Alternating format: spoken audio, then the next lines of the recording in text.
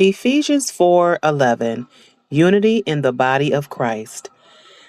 As a prisoner for the Lord, then I urge you to live a life worthy of the calling you have received. Be completely humble and gentle.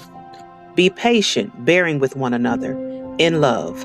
Make every effort to keep the unity of the Spirit through the bond of peace.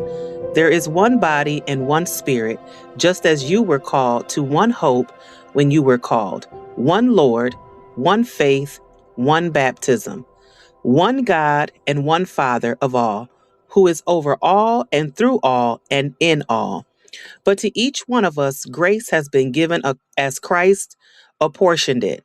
This is why it says, when he ascended on high, he led captives in his train and gave gifts to men. What does he mean by ascended? What does he ascended mean except that he also descended to the lower earthly regions? He who descended is the very one who ascended higher than all the heavens in order to fill the whole universe.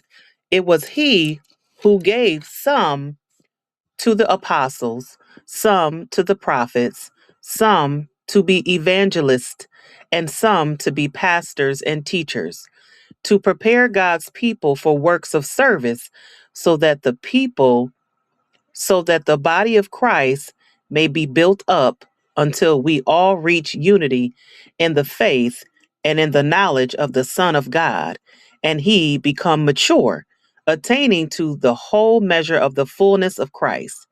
Then we will no longer be infants, tossed around back and forth by the waves and blown here and there by every wind of teaching and by cunning and craftiness of men in their deceitful scheming. Instead, speaking the truth in love, we will in all things grow up into him who is the head, that is Christ. From him, the whole body, joined and held together by every supporting ligament, grows and builds itself up in love as each part does its work in the body of Christ.